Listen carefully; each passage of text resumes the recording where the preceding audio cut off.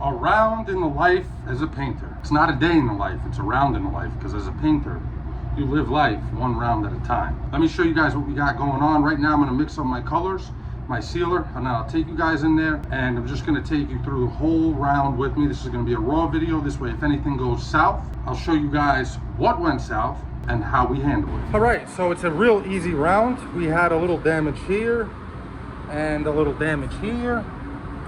So we're gonna seal that up, blend it out, and then we got this part and this part. Both are going gloss black for 2 other cars. Obviously, since we're shooting a black car, I wanted to see if we can get other black pieces in with it.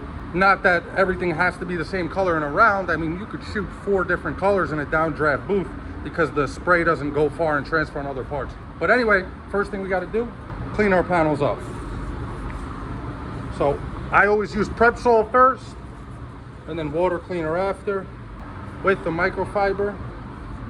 The reason why you want to do your Prep Sol first is because the whole purpose of your water cleaner is to kill the static electricity coming off the panel. Now, if your parts have the E-coat on them, which I don't think either of these do, you would not want to Prep Sol them. I'm not going to Prep Sol these anyway. I'm just going to use a water cleaner. Now, when I spray my water cleaner on, I try to shoot it in all the cracks, and I also shoot it around the surrounding plastic, like the wheel wells, all the paper. I try to get it everywhere, so I get it in this handle, because when this stuff dries, it leaves behind a little film. Obviously, if you wipe it till it dries, it won't leave behind that film, but in the areas like inside that door handle and in the cracks, I'm obviously not able to wipe that, so it's gonna dry and it's gonna leave a little bit of a sticky residue, and that'll hold down all the dirt and dust in those cracks. Now with this, you also want to dry it after because of that film. Obviously, you don't want to be painting over that film. So with my water cleaner, I usually wipe it until it's completely dry. It's like the only way to guarantee that you're not going to run into issues. So I'll just sit here back and forth and back and forth and back and forth until it's completely dry. Now I'll go ahead and do the same thing on these 2 parts, and then I'll show you the last step before we start laying our sealer. And on these parts, we have to lay Bulldog as well. Okay, and the last step before we start laying paint is I want to blow out all the cracks and just the panels in general and everything around the panels. For that reason right there.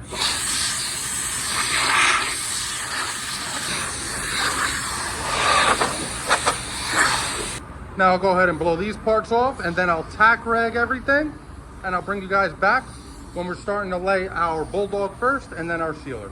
By the way, shout out to the guy in the last video that told me why that was happening was because the solvent's getting trapped in the air cap. Now I just take my air cap off and I blow it out, and I'll never have that problem again. All right, first we're gonna put our Bulldog on all our plastic pads.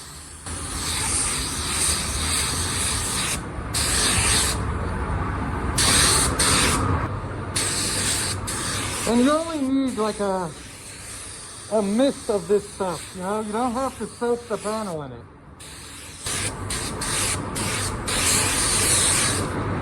All right, now we'll grab our sealer. All right, so while I mix my sealer, I want to ask you guys a question.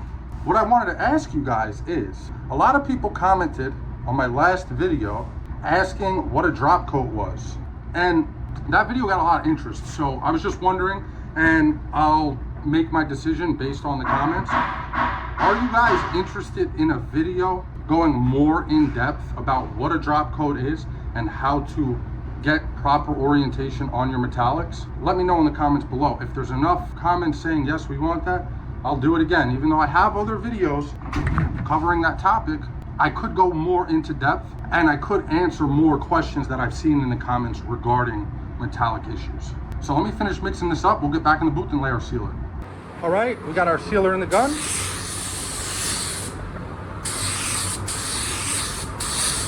By the way, in case you guys have not noticed, I have been using my DV1 again for clear.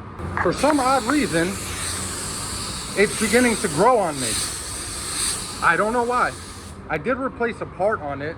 That's why you guys hadn't seen it in a while. Something broke on it. It was the part where the air hose connects to the gun.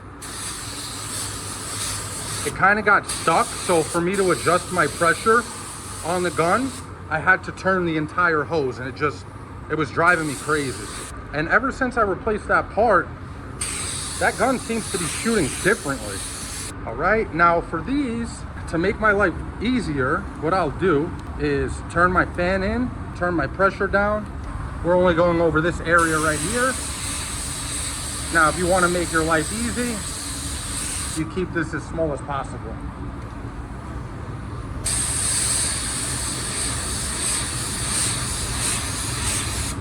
And then what I'll do while it's still wet, I'll grab my spot blender, shake it up a little, and go over the outsides of my sealer. That's obviously just to smooth the transition. There's a bunch of different ways you could do this. This is one of them. It is pretty effective. It does work. But there's another way I like to do it. It's actually wet sanding it. I just grab a 3000 grit Trizac foam pad. On some colors that I know are gonna give me an issue with the sealer edge, like certain metallic colors, not all, some though, I will let it completely flash off and then grab that 3000 grit and wet sand all around the edges. Because that's the only way you can really guarantee with a difficult color that you're not gonna have issues. All right, so we're gonna let this sealer flash off 15 minutes, probably about 10 minutes now. And then we will throw our colors in our guns and start spraying. Since we only have two colors, I got my Honda color here, put the cap on in the little cup, and then this is straight black for those two pieces right there. It's a real easy round. That's why I figured let me take you guys along, and if you're not a painter, at least you get a feel for what's going on. If you are a painter, well, I guess cross your fingers that something goes wrong that you've never had happen to you before, and you know, troubleshoot it with me or see how I troubleshoot it. While that sealer's flashing off, back to what I was saying before. If you guys do want that video, drop a comment below. The reason why I'm asking in this video is because tomorrow I have a really good job on a high metallic, annoying color car, and we're painting a lot of the car. So tomorrow would be a good opportunity. So if there's enough comments between by the time this goes up tonight and by the time that job pulls in the boot tomorrow, I'll make a video on it. Okay, it's been about 15 minutes. We're gonna start laying our color. When I lay my colors, I go real heavy on my first coat because that's how I was taught when I went to training for EnviroBase. This is Waterborne EnviroBase by PPG, and this is how we were instructed to spray our colors as long as we're comfortable spraying it this way. Which means if you're not comfortable spraying it wet like this, you don't have to. I have to admit, this is the highest quality paint I've ever sprayed. I've also sprayed Spies, and I forgot the other one, but it was also a PPG brand. Neither of them were water. But I mean, this paint, it's freaking amazing. It really is. The one thing I will say, the only downside is how finicky this paint can be to the environment. So for example, the other day it was raining outside, obviously, not in the booth. If it was raining in the booth, then we probably got a fire. But yeah, it was raining outside and it was hot. Needless to say, it was very humid. So even though I'm in the booth and I got the heat on and it's 80 in here, because there was humid air coming in here from the outside, obviously, because the booth pulls air in from the outside and then sucks it down. It was humid in here, and just the tiniest bit of a bump up in humidity, this paint takes twice as long to dry. No exaggeration. Well, that's probably the only downside. Now here on our first coat, what you're gonna wanna do is keep this as small as possible, because after you get your coverage, you're obviously gonna need room to blend. So we really don't wanna put more paint than we have to for our coverage. Down here doesn't really matter as much because we're at the bottom of the panel. The main thing I'm gonna do here is when I blend, I'm gonna blend it up and away from this quarter. From this fender. All right, I'm gonna let that flash off. I'll show you guys our second coverage coat. I'm gonna start blending out a little bit and then we'll do our drop coat. And I'll talk a little bit about the drop coat as well. All right, so after that first wet coat, there was two things I noticed. One thing was on this car. If you look up here, you can see We got some weird shit going on. I don't know what that is, but before I even bother touching it, I'm gonna try throwing a dry coat on here and we'll see if that straightens it out. If it doesn't, I'll sand it down.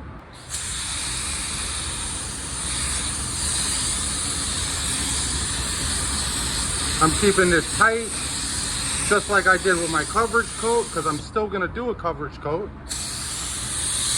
Oh yeah, it looks like that got rid of the problem.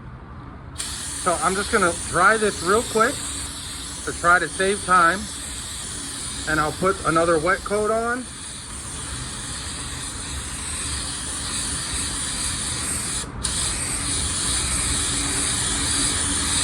You see, I'm kind of shooting it forward because I want to keep it away from there. I'm not worried about going this way because I have a door and a half to blend in.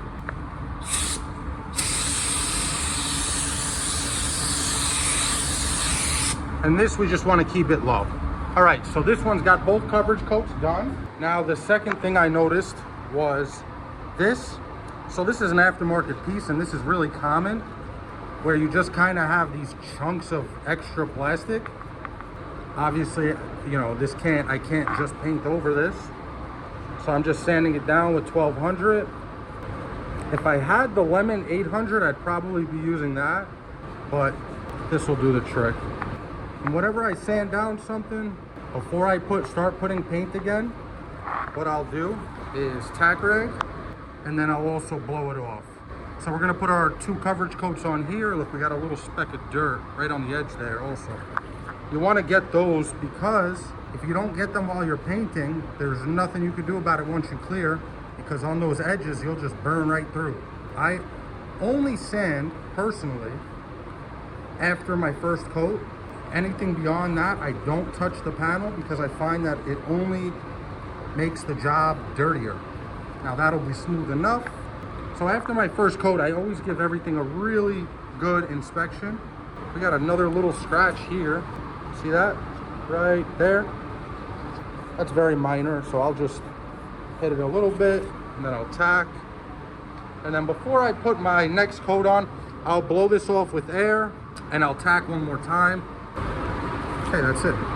Okay, second coverage coat. Also, what I like to do, wherever I sand it, before I give it a coverage coat, I'll put a little bit of a dry coat on there. It kind of gives the next coat something to stand on top of, or to sit on top of rather. But I don't know, does paint really sit or stand? I don't know. I don't even know what I'm saying, guys. I'm just trying to get this round done and then go home and edit this video because I really want to know if you guys want me to make that video tomorrow about that metallic color and really go in depth on what a drop coat is and how to apply it and why to apply it and what it does for your color and all that good stuff.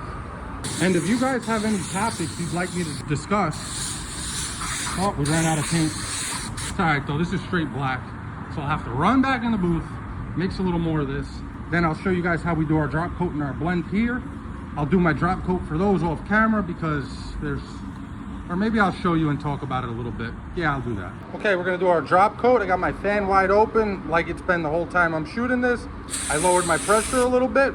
What I do personally in this case is first, I will blend away from an area where I have to deal with a close blend. I mean, this is black, so it's very forgiving.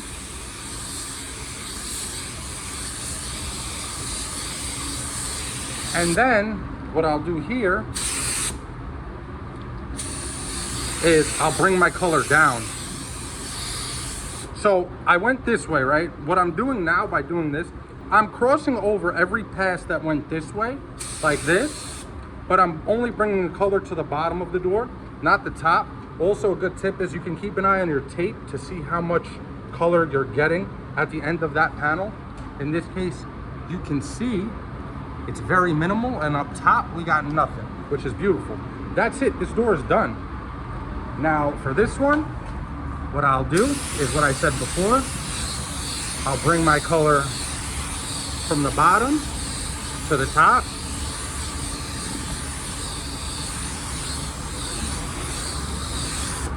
And that's it, that blend is done. All right, now we're ready for our drop coat on our black car. So somebody asked me a question about drop coats one day, and it was probably the best question anybody's ever asked me regarding drop coats.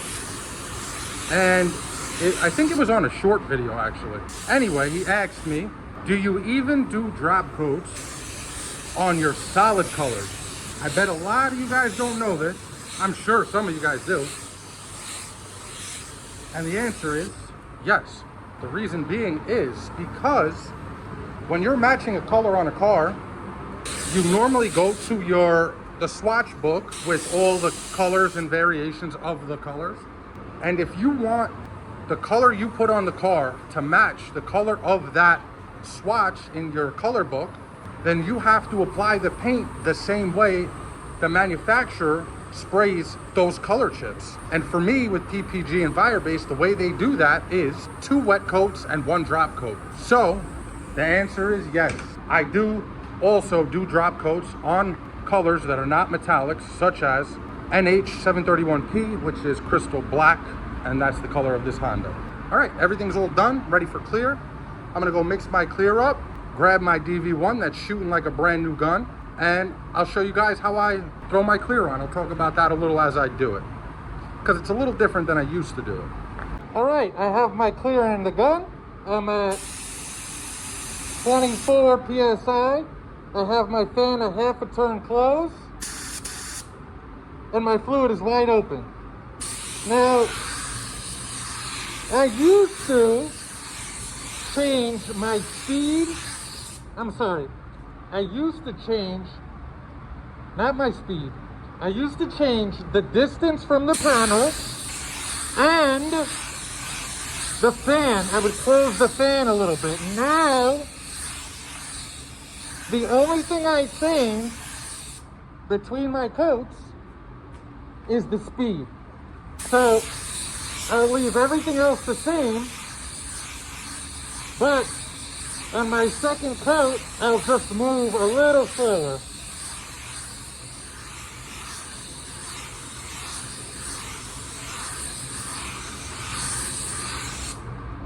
Okay, that's our first coat.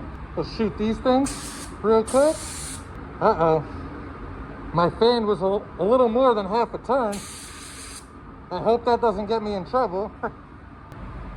I don't think it will. I think we're good.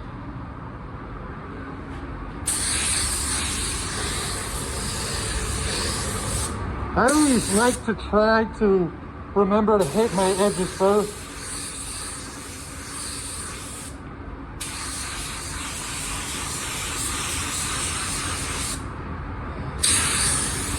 Because, I mean, even if you lay a perfect paint job, if you got dry edges, it ruins it.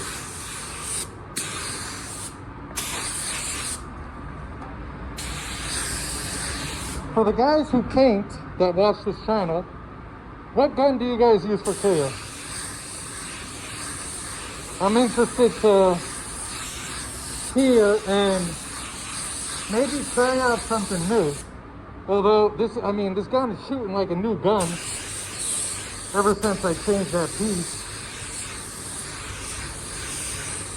This is how I remember it used to shoot out of the back.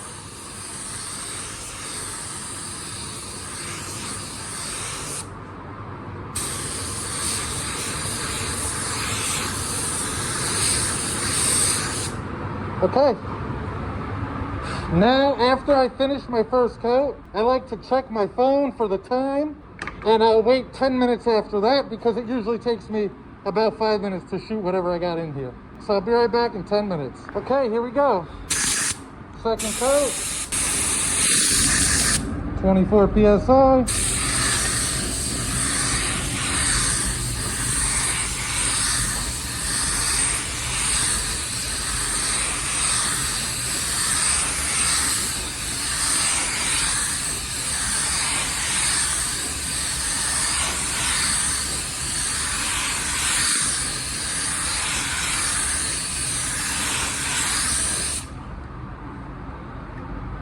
This thing just lays some flat freaking clear, man.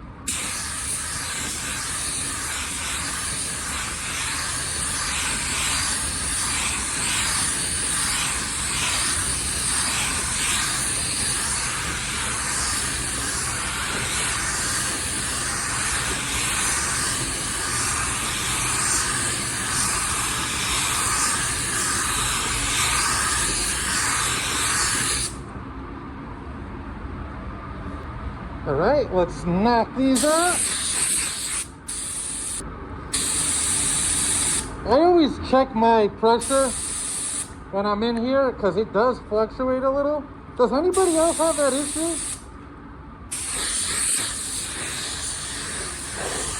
That's got to be a common issue, right?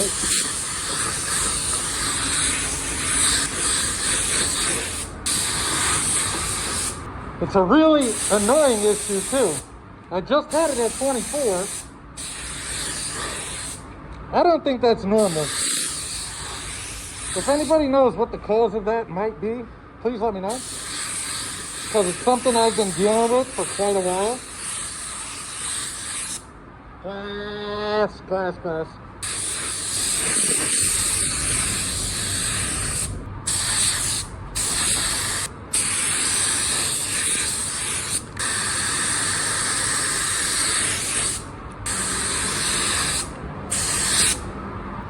Beautiful. All right, I'm gonna let all this flash off, clean my gun out, and then I'll show you guys how it looks right before it bakes. Okay, here's our finished product. Hi guys. This thing really came out beautiful. The flattest clear out of any gun I've ever shot. It was just a little too slow for me, but I think what was going on is that piece that I replaced might have been leaking air inside the gun, if that makes sense. That's why I didn't realize. So the pressure on the gun wasn't actually the pressure at the cap, if you guys get what I'm trying to say, because it was losing pressure inside the gun because of a bad part. Because it definitely seems faster now with the C2 Plus cap and the 1.4 tip. That's what I just used on this car. It comes with the C2 Plus cap, and I was using the 1.4 tip. Anyway, that's it for this one, guys. If you enjoyed the video, if you want more raw videos like this where I just take you along for the ride on a, any given round that I decide, definitely leave a like, comment below, let me know that. And if you enjoyed the content and want more, consider subscribing. Thanks so much, guys. Till the next time. Peace.